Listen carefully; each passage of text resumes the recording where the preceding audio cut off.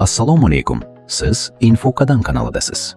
Bu yerda biz hayotni bir qadam bo'lsa ham umliroq, sog'lomroq va chuqurroq tushunishga harakat qilamiz. Siz hozir sog'lomman deb o'ylaysizmi?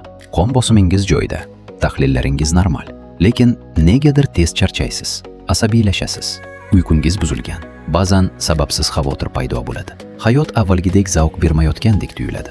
Agar shunday bo'lsa, bu tasodif emas. Bugun biz zamonaviy dunyoning eng xavfli, lekin eng jim qotili haqida gaplashamiz.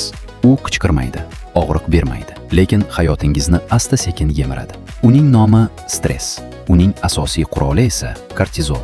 Stress aslida yomon narsa emas. U bizni tirik saqlab qolish uchun yaratilgan mexanizm. Qadimda odam yirtqichni ko'rsa, yurak tez urardi, nafas tezlashardi, mushaklar taranglashardi. Bu qochish yoki kurashish uchun kerak edi. Xavf o'tgach, tana yana tinch holatga qaytardi. Ammo bugun vaziyat boshqa. Bugun bizni yirtqich emas, telefon uyg'otadi. Kreditlar, mas'uliyat, ijtimoiy tarmoqlardagi solishtirishlar, doimiy shoshilish. Tana buni ajrata olmaydi. Miya hali ham xavf bor degan signalni yuboraveradi. Natijada stress vaqtinchalik holat emas, balki doimiy yashash rejimiga aylanadi. Mana shu joyda kortizol paydo bo'ladi. Kortizol stress gormoni. Qisqa muddatda u foydali, energiya beradi, e'tiborni oshiradi, muammoni tez hal qilishga yordam beradi. Ammo muammo shundaki, kortizol doim baland bo'lib qolsa, u dori emas, zaharga aylanadi. Doimiy yuqori kortizol tanada yog'ni, ayniqsa qorin atrofida to'playdi, uyquni buzadi, immunitetni pasaytiradi, xotirani zaiflashtiradi, diqqatni jamlash qiyinlashadi. Odam o'zini bo'sh, charchagan va befarq his qila boshlaydi. Depressiya va doimiy xavotir sekin-asta odatiy holga aylanadi. Nega zamonaviy dunyo kortizolni bu qadar oshiryapti? Birinchi sabab doimiy signal, telefonlar, bildirishnomalar, xabarlar. Miya dam olmaydi. Ikkinchi sabab solishtirish. Ijtimoiy tarmoqlarda odamlar faqat eng yaxshi hayotini ko'rsatadi. Miya esa buni haqiqat deb qabul qilib, o'zini kamroq his qiladi. Uchinchi sabab nazorat yo'qligi, moliyaviy bosim, ishdagi zo'riqish, kelajak qo'rquvi. Stress ko'pincha tanadan emas, fikrdan boshlanadi.